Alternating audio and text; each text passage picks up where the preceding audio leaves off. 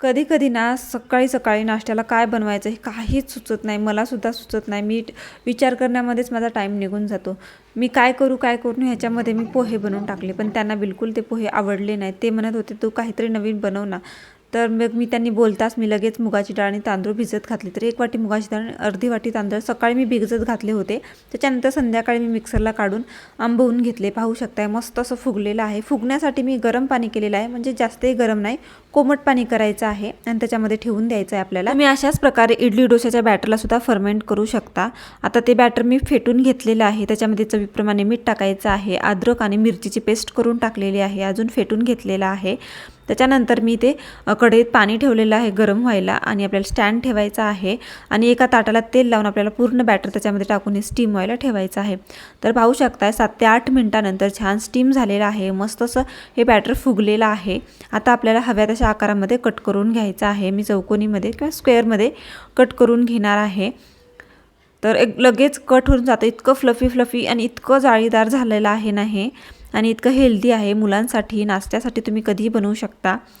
तर पाहू शकता हे बॅटर ना तुम्ही फ्रीजमध्ये ठेवून कधी तुम्हाला जेव्हा बनवा वाटेल तेव्हा बनवू शकता.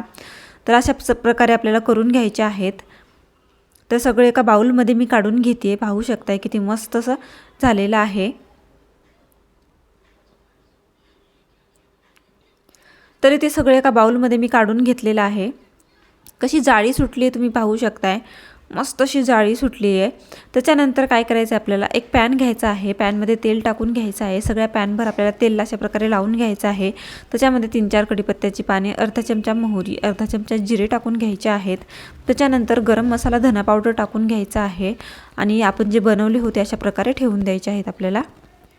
आणि दोन्ही साईडने आपल्याला खरपूस असे भाजून घ्यायचं आहे. याच्यामध्ये मसाल्यांमध्ये वरून भरपूर सारी कोथिंबीर टाकायची आहे आणि मस्त असं सर्व करायचं आहे. तुम्ही कोणत्याही चटणीसोबत सर्व करू शकता किंवा कॅचअपसोबत सुद्धा सर्व करू शकता.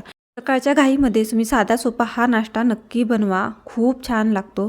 हिरव्या चटणीसोबत, कॅचअपसोबत, कोणत्याही शेंगदाण्याच्या चटणीसोबत, नारळाच्या चटणीसोबत, कशासोबतही सर्व करू शकता. एकदम पोटभरीचा नाश्ता आहे. मुलांना टिफिनला सुद्धा देऊ शकता. आतमध्ये इतकं सॉफ्ट झालेलं आहे आणि बाहेर मस्त क्रंचीनेस आलेला आहे. नक्की ट्राय करा. दिसायला खूप सुंदर दिसतोय. व्हिडिओ आवडला असेल तर लाईक, शेअर आणि सबस्क्राईब करायला विसरू नका. Bye bye.